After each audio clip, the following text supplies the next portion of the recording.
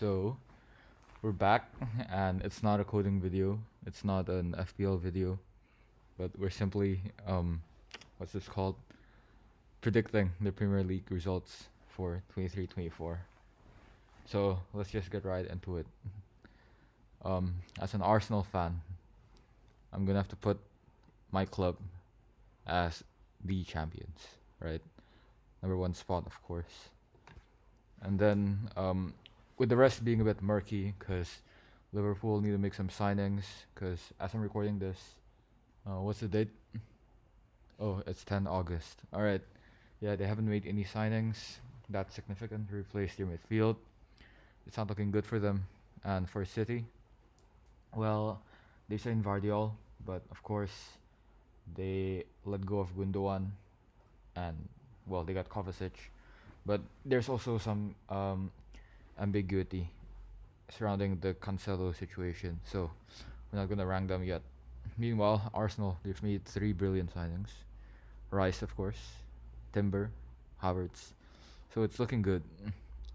All right, so let's start from the bottom, just because I think it's very clear cut. Number one's gotta be Luton Town because their squad, it's not there. It's not Premier League quality. It's almost mid-table championship quality. I think they got very lucky, and their best players are on loan. It's just not looking good for them, guys. They've made like one signing so far, one or two, and one of them is the Heath Chong, which is of course a United reject. So it's not looking good for them, is it? Then you gotta pick three for the relegation, right? And I think Sheffield's gotta be on there. Although I think Luton Town's gonna finish it at last, so we're gonna rank it like that. And the reason why I think Sheffield's there is because they're they don't have much to reinvest into the squad, and they let go of their key players. Of course, Ndiaye moved to Marseille, and Sander Berge just moved to Burnley for like 14 million, I think, because they've pumped a lot of the money into long-term infrastructure and not into the squad. So I think as of now, short-term success is it's looking unattainable, right? And for the third one, it's gotta be Everton. I think that looking at Reddit, looking at like a lot of the football content that we all consume, Everton fans aren't very optimistic for the upcoming season. They let go of like basically their only good player in Richarlison, and every one of their new signings have been flops. Look at Dele Alli, and I don't even know who they signed this season. They're trying to get, who is that PSG kid again? Hugo Ekitike, but of course he's just another unproven talent, and it's not looking good for the club. The manager, the who's that called? The CEO even tried to sell it at a huge loss, and their transfer business is just it's not looking great, is it? Okay, so now that we have those three out of the way, it gets a bit more difficult.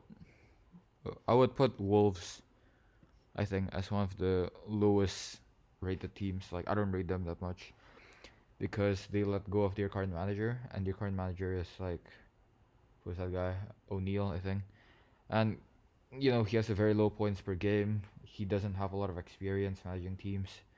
Pretty sure he was stuck from Bournemouth last season, and they just let go of Ruben Neves, basically their best player. And what else? Max Kilman, one of their like good defenders, is also linked with the move away. There's also not many plans to replace, and of course they let go of Raul Jimenez, so it's I wouldn't be very optimistic. Wait, where's Fulham? Wait, 1, 2, 3, 4, 5, 6, 12, 13, 14. Okay, Fulham's not on this list. Okay, that's not good.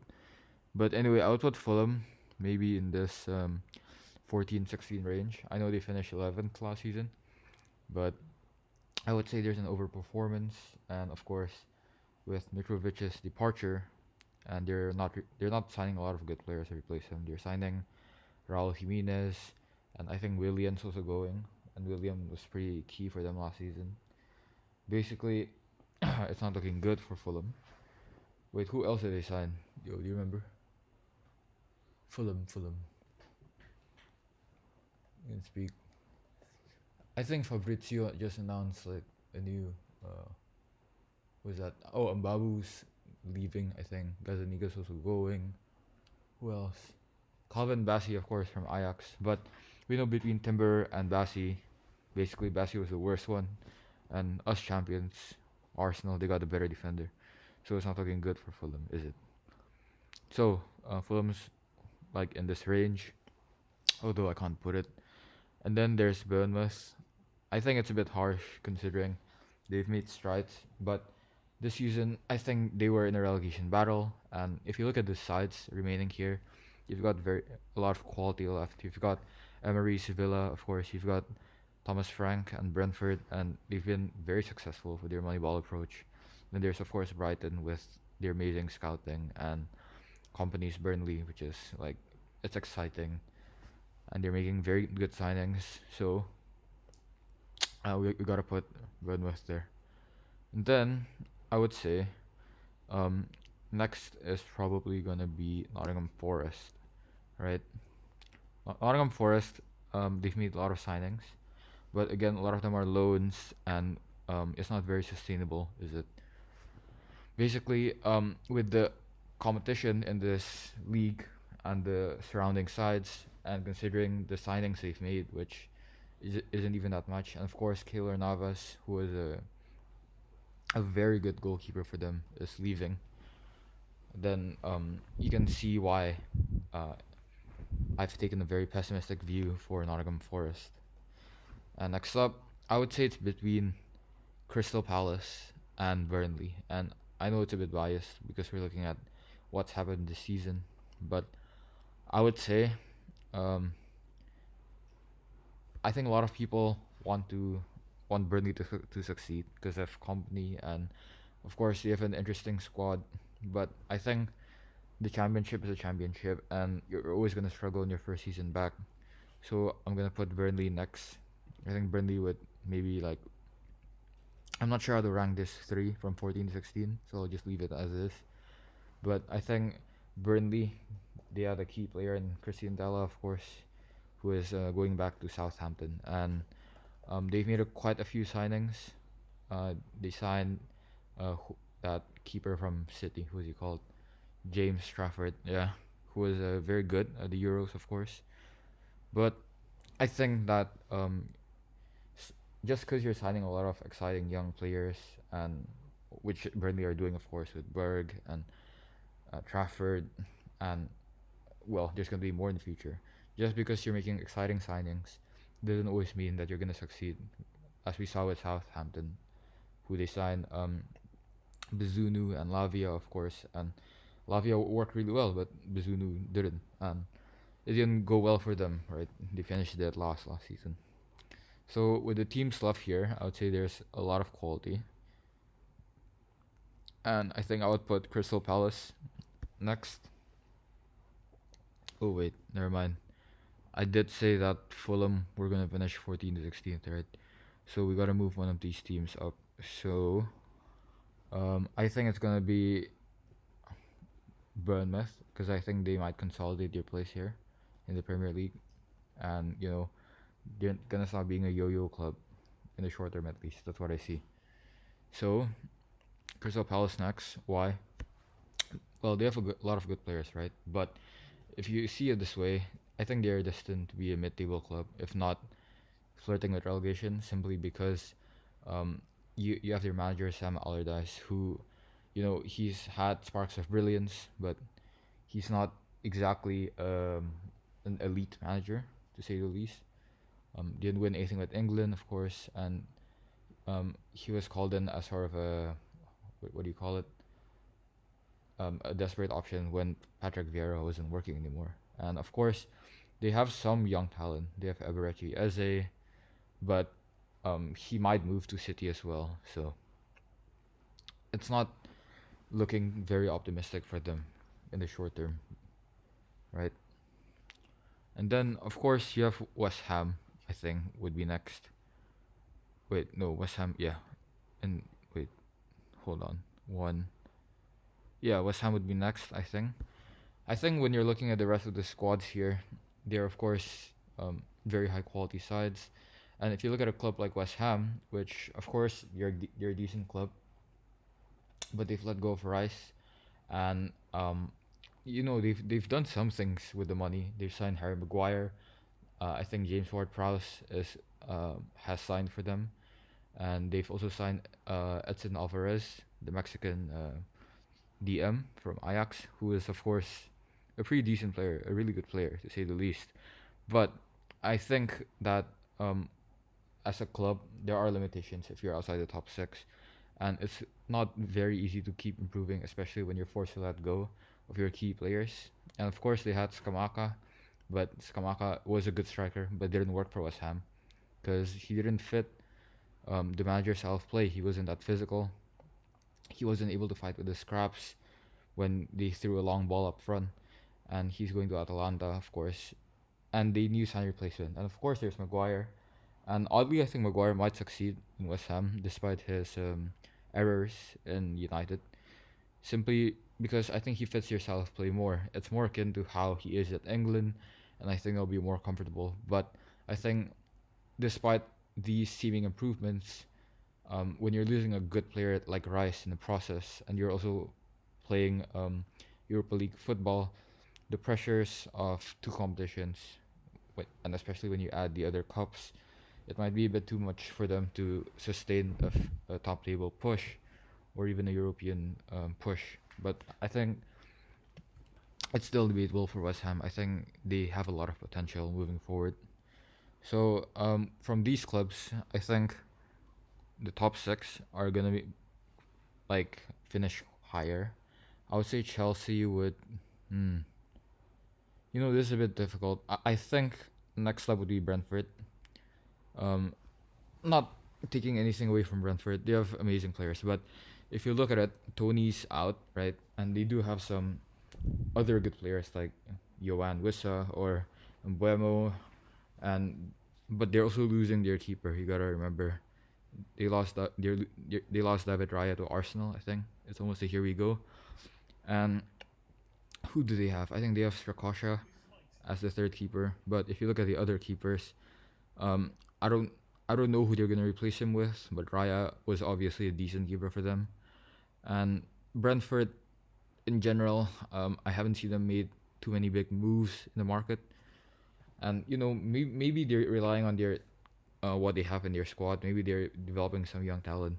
But I don't think you can go far in the Premier League at this age, at this day and age, if you're not spending that much, simply because the financial competition you're facing in this league is too significant, right? And so moving on, I think next would be this is quite difficult. I think Spurs might actually finish pretty low. Would they finish ninth? I'm not sure, but I'll put them there for the time being. And I think the reason's quite clear. I'm not sure if Kane's move has been finalized, but of course Spurs accepted Bayern's bid as of the time I'm recording this, and they do have signed. They did sign a lot of decent players like Salomon, and of course there's Madison, who's a very exciting cam coming from Leicester, and he had really good output last season. But if you're losing someone like Kane, who is practically one of the best strikers in the world in the last 5, 6, 7 years, you're not just losing his goals and his link up with Son, of course, and you're also losing a lot of his playmaking ability. If you look at Kane, he's one of the strikers that has one of the best passing ability, and he's able to uh, assist, not just score. He did win the Golden Boot and the golden what's that called? Yeah, top assister award in the same year, I think 1 or 2 seasons ago. So if you're losing someone like Kane, and I don't think there's a lot of good replacement number nines in the market, because if you look at United, they overpaid for someone like Oilun, like 85 million pounds if I wasn't wrong, and I think it's an extremely steep fee in today's market, and we're not sure if they'll be able to find a replacement. And if you look at the rest of the squad, Son I think is aging. They do have a lot of younger players like Bentancur or Romero, and they just signed Mickey van de Ven for their center back, and of course Vicario. So I think that there's quite a lot of faith in Postecoglou from the board, of course.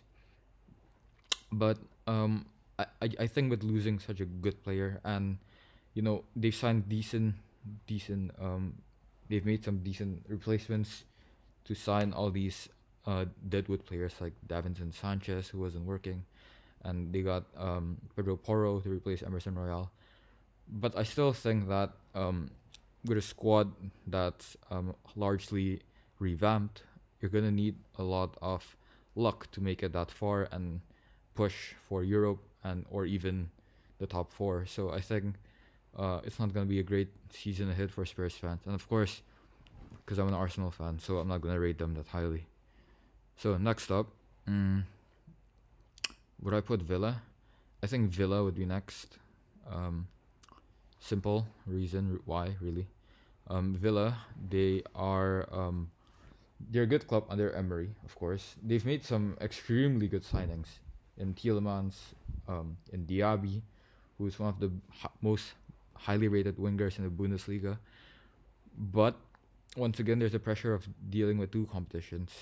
They do have a very solid squad. They have Martinez, Cash, Konsa, Alex Moreno, and of course your midfield's pre-stacked with Douglas Luiz, Kamara, and who is that young kid again? Jacob Ramsey, I think. So yeah, they do have a good squad, but and of course they have a good manager. But I think it might be difficult to compete with the big six and what's up ahead for them, right? And then next up, I'm gonna have to go with Chelsea. Wait, actually, I might put Villa above Chelsea, even, because if you look at Chelsea, um, they of course they ended last season in a very poor note, finishing 12th. But and if you look at their squad, they've made like they've splashed the cash again.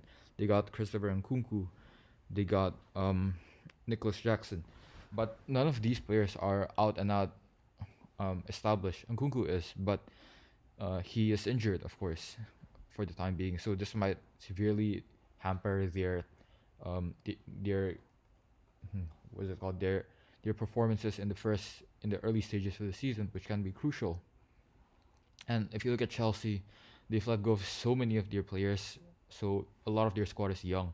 Like they've got Reece James as captain, which is, it's kind of unfathomable for a 24-year-old, because you've got all these players leaving, like Jorginho, Conte, Mendy, and now they've got even Kepa in goal. And of course, it's a young squad. I think Poch is a decent coach at getting the best out of young talent, but it's still too new. It's still uncharted territory, I think, for a lot of these players, and a lot of them are from outside the Premier League as well. So a lot of them will need to adapt. And of course, there's Mikhailo Mudryk, who's been balling in preseason, but we're not sure if he'll translate that form.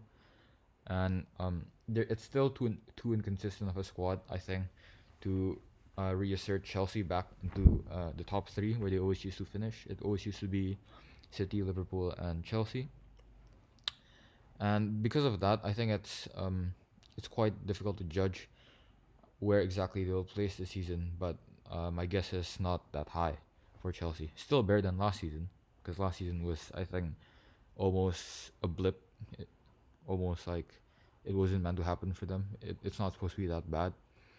But yeah, I do think they will improve a bit over last season, but not that much. But maybe they're slowly reasserting back themselves into that top four, into that big six of the Premier League.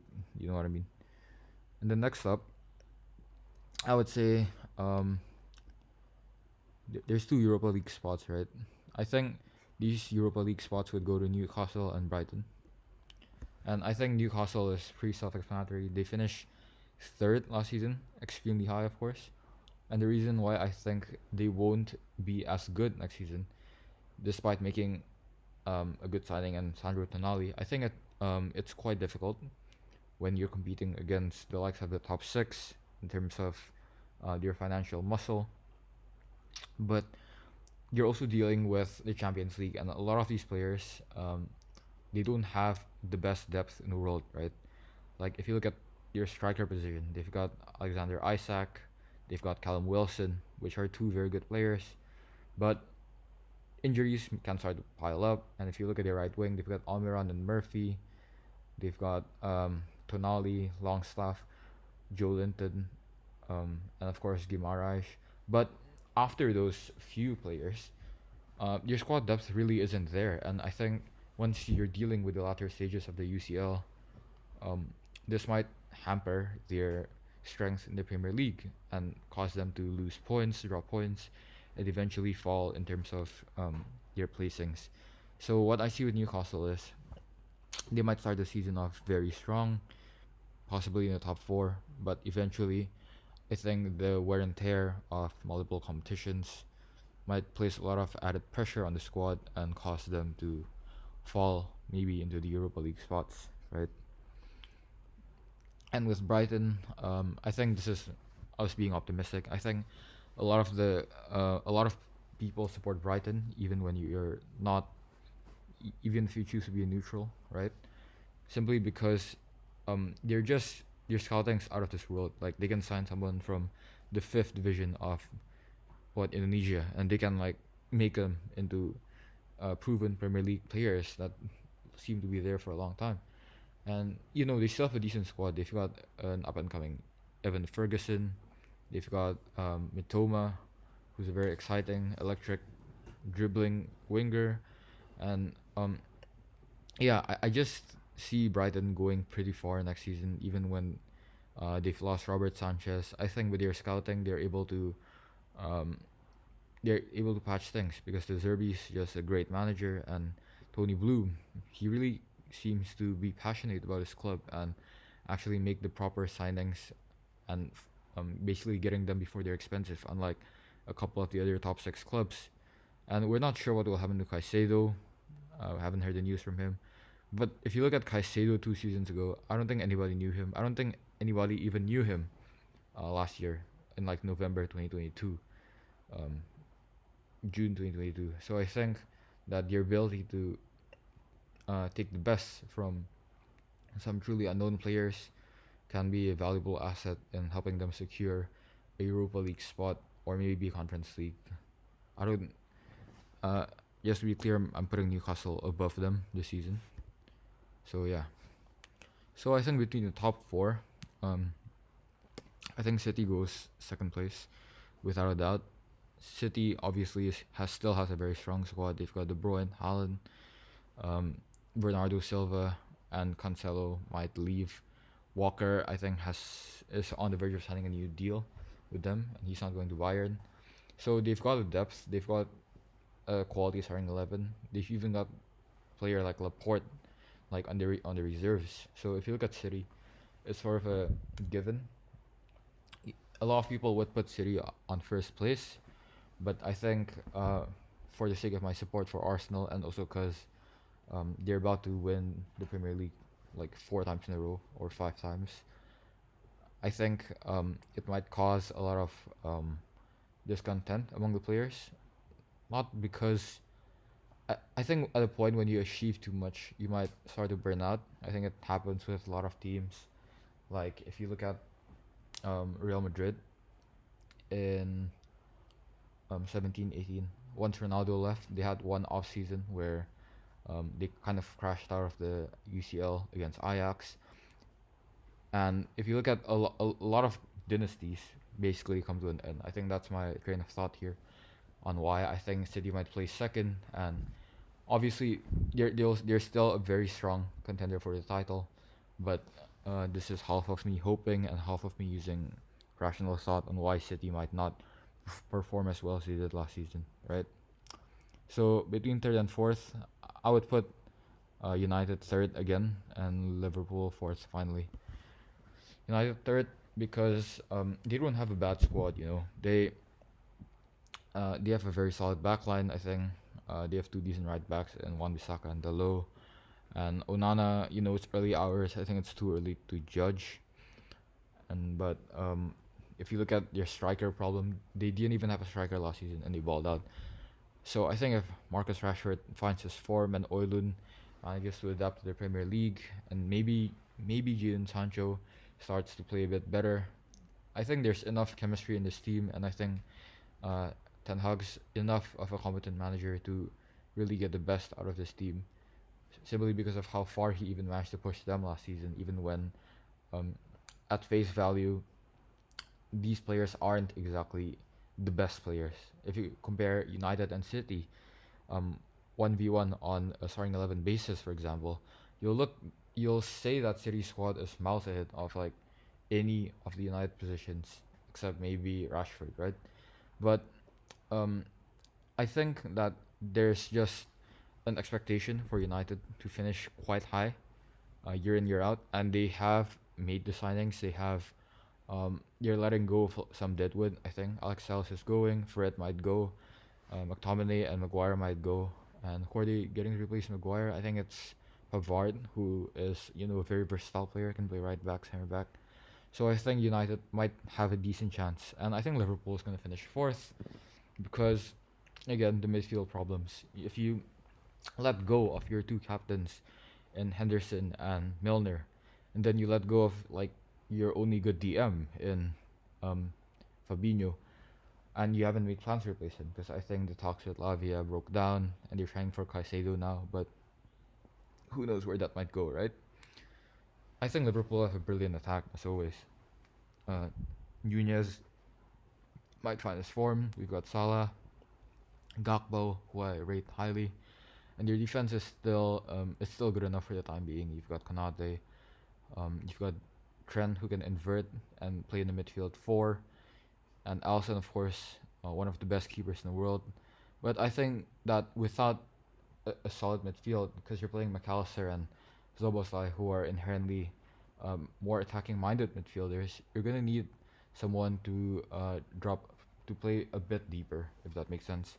And they haven't signed their Fabinho replacement. And when they played Curtis Jones there on the friendly, it didn't turn out very well for them against Bayern, as he got targeted. So unless they fix this issue quickly, I don't see Liverpool returning to be a title contender. I think a UCL contender might still happen, but a title contender is out of the cards for now. So this is my ranking. Um, Fulham's missing, but it should be here from 14 to 16. So it's not in a particular order, of course, but this is simply what I think, and let's see if it comes true. Let me know your thoughts below. Cheers.